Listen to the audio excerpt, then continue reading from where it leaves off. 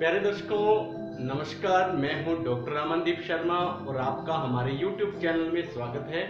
और आज हम चर्चा करने वाले हैं हिंदी व्याकरण में उपसर्गों के बारे में। उपसर्ग किसे कहते हैं, उपसर्गों के कितने भेद होते हैं और कौन कौन से उपसर्ग संस्कृत में हैं और कौन से उपसर्ग हिंदी में प्रयोग किए जाते हैं। उसके साथ साथ हिंदी में अरबी भाषा के और फारसी भाषा के कौन कौन से उपसर्ग आते हैं, इनके बारे में आज हम चर्चा करेंगे। प्यारे दर्शकों, उपसर्गों को प्रारंभ करने से पहले यह जानना आवश्यक है कि शब्द संरचना कैसे होती है, शब्दों की रचना कैसे होती है। तो आइए देखते हैं शब्दों की रचना। शब्द निर्माण की दृष्टि से शब्द को दो श्रेणियों में रखा जा सकता है। एक तो सबसे पहला भेद है मूल शब्द और दूसरा भेद है इसका व्युत्पन्न शब्द। मूल शब्द किसे कहते हैं? मूल शब्द प्रसिद्ध शब्द होते हैं जो व्यवहार में प्रसिद्ध हैं या रूढ़ हो चुके हैं, जैसे दान, ज्ञान, गुण इत्यादि, ये मूल शब्द हैं। परंतु दूसरी ओर जो व्युत्पन्न शब्द हैं, व्युत्पन्न शब्द मुख्यतः उपसर्ग और प्रत्ययों के योग से बनते हैं। जैसे दान से उपसर्ग जुड़ने पर प्रदान बनता है, आदान बनता है इत्यादि कई व्युत्पन्न शब्द बनते हैं। तो प्यारे दर्शकों, हमने देखा कि शब्द रचना में शब्द दो प्रकार के होते हैं। एक तो होते हैं मूल शब्द और दूसरे होते हैं व्युत्पन्न शब्द। व्युत्पन्न शब्द जैसे कि हमने जाना कि व्युत्पन्न शब्द जो हैं वो उपसर्गों या प्रत्ययों के योग से बनते हैं। अब देखते हैं उपसर्ग की परिभाषा क्या है, उपसर्ग कहते किसे हैं। तो आइए देखते हैं। संस्कृत व्याकरण की बात करें तो संस्कृत व्याकरण में उपसर्ग की जो परिभाषा दी गई है उसके लिए ये प्रस्तुत श्लोक जो है बहुत ही सुंदर व्याख्या प्रस्तुत करता है। तो इसमें कहा गया है, उपसर्गेण धातवर्थो बलादन्यत्र नीयते प्रहाराहार संहार विहार परिहारवत्। तो इस उदाहरण यहाँ पर साथ साथ में उदाहरण भी दिया गया है और साथ साथ में उपसर्ग की परिभाषा भी दी गई है, उसकी विशिष्टता भी दिखाई गई है। कहते कि उपसर्ग क्या है, तो कहा कि उपसर्गेण धातवर्थो, धातवर्थो नाम जो धातुओं के जो अर्थ होते हैं, मूल अर्थ शब्द होते हैं, उनके जो अर्थ होते हैं वो उपसर्गों के जुड़ जाने से या तो बदल जाते हैं या उनमें किसी प्रकार की कोई विशिष्टता आ जाती है।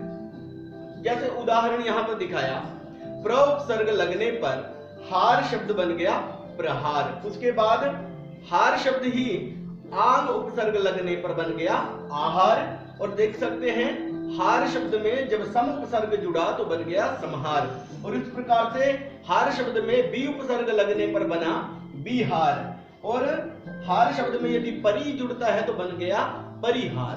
तो इस प्रकार से यहाँ पर उपसर्गों की क्या विशेषता होती है और उसकी परिभाषा को व्याख्यायित किया गया है। हिंदी व्याकरण में उपसर्ग की परिभाषा दी गई है।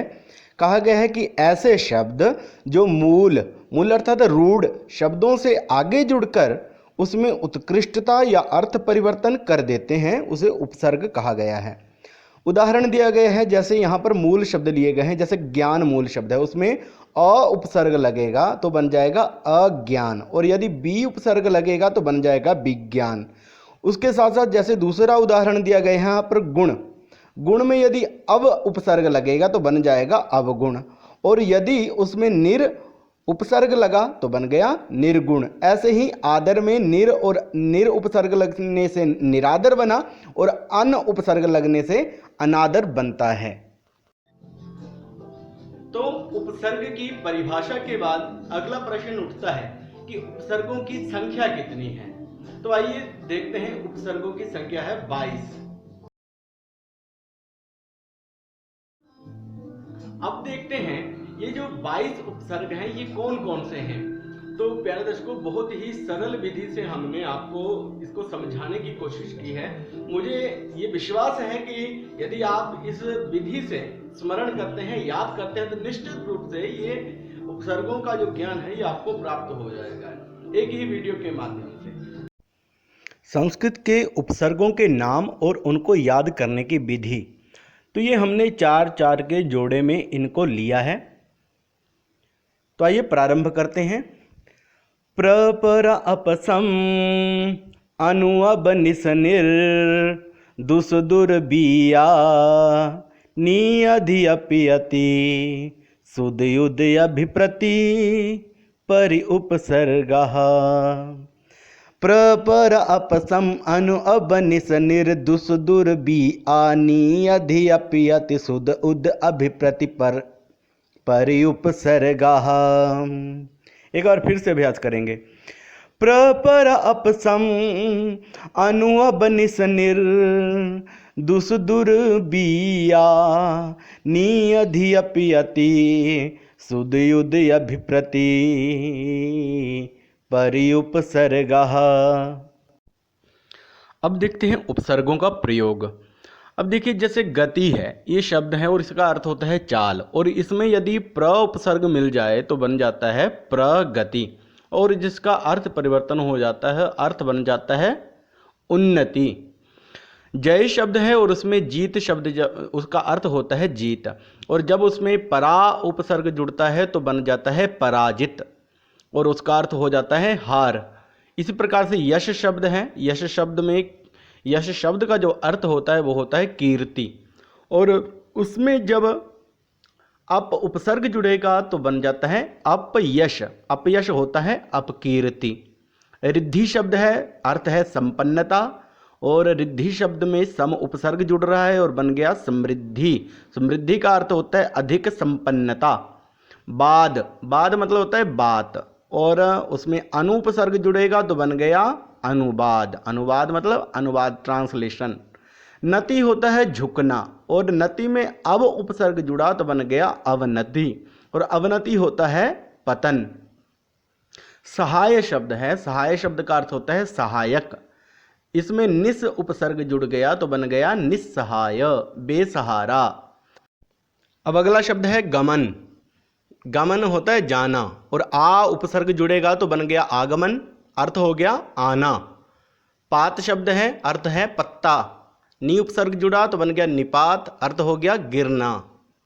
आदेश, आदेश का अर्थ है सूचित या सूचना। अधि उपसर्ग जब उसमें लगा तो बन गया अधि, आदेश, अध्यादेश, विशेष सूचना। हित है, हित का अर्थ है लाभ। अपिहित, अपिहित बना और अर्थ हो गया खुला, आदर, सम्मान।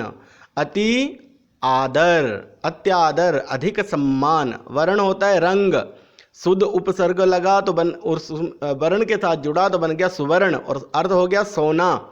शुद्ध का सु ही शेष रहता है। नति गिरना, उद नति उन्नति बन गया संधि होकर, अर्थ हो गया उठना।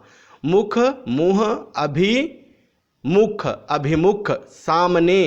दिन होता है दिवस, प्रतिदिन, प्रति उपसर्ग लगने पर बन गया प्रतिदिन, अर्थ हो गया प्रत्येक दिन। श्रम होता है मेहनत, परिजमा श्रम परिश्रम, खूब मेहनत। वन होता है जंगल, उप जब उपसर्ग लगा तो बन गया उपवन, और उपवन का अर्थ होता है बगीचा। तो ये तो हुई संस्कृत के उपसर्गों की बात। अब हिंदी भाषा में कुछ ऐसे उपसर्गों का प्रयोग होता है जो इसके अपने उपसर्ग हैं। तो ये कौन कौन से उपसर्ग हैं, आइए इनको देखते हैं स्क्रीन के ऊपर। हिंदी के अपने कुछ उपसर्ग, जैसे यहाँ पर देखिए अन उपसर्ग है, दु उपसर्ग है, स उपसर्ग है और क उपसर्ग है। पढ़ शब्द के साथ जब अन उपसर्ग लगा तो बन गया अनपढ़, और ये अन शब्द जो है, उपसर्ग जो है वो के बिना अर्थ में प्रयुक्त होता है, अनपढ़। पढ़ाई के जो बिना है वो क्या है, अनपढ़। और दू शब्द जो है अकाल, अभाव अर्थ को दिखाता है। स शब्द जो है अच्छा या सहित अर्थ को दिखाता है। क उपसर्ग जो है वो बुरा अर्थ को दिखाता है। तो काल शब्द में जब स शब्द जुड़ा तो बन गया दुकाल। जल शब्द में जब स उपसर्ग जुड़ा तो बन गया सजल। पूत शब्द में जब क जुड़ा तो बन गया कपूत। तो हिंदी भाषा के उपसर्गों के बाद अब बात करते हैं हिंदी भाषा में प्रयुक्त होने वाले इस प्रकार के अरबी भाषा तथा फारसी भाषा के उपसर्गों के बारे में। तो आइए चलते हैं स्क्रीन के ऊपर। हिंदी में प्रयुक्त अरबी फारसी के उपसर्ग। अल उपसर्ग है, अर्थ होता है विशेष। उपसर्ग के योग से व्युत्पन्न शब्द कौन कौन से हैं? अलविदा, अलमस्त, अलगर्ज। गैर उपसर्ग है, अर्थ हुआ विपरीत, गैर कानूनी, गैर जिम्मेदार, गैर हाजिर। ना उपसर्ग का अर्थ है अभाव, ना समझ, ना पसंद, ना मुमकिन, ना लायक। इसके उदाहरण हैं। बहुपसर्ग का अर्थ है सहित, बनाम, बदस्तूर, बदौलत, बकौल। बद उपसर्ग है, अर्थ हुआ बुरा, बदकिस्मत, बदबू, बद दिमाग, बद नसीब। इसके उदाहरण हैं। ला का अर्थ होता है बिना, ला इलाज, ला पता, लापरवाह। ये इसके उदाहरण हैं। सर उपसर्ग है, अर्थ होता है ऊपर। अर्थ में ये प्रयोग किया जाता है, सरताज, सरहद, सरपंच। हम उपसर्ग है, अर्थ हुआ समान, हम उम्र, हम राज, हम जोली, हम दर्दी। ये इसके उदाहरण दिए गए हैं। तो प्यारे दर्शकों, आपको हमारा ये वीडियो कैसा लगा? अपनी प्रतिक्रिया कमेंट के माध्यम से जरूर दें और हमारे चैनल को लाइक और सब्सक्राइब तो जरूर करें। फिर से एक नए वीडियो के साथ आपके सामने उपस्थित होंगे। तब तक के लिए जयतु संस्कृतम, जयतु भारतम।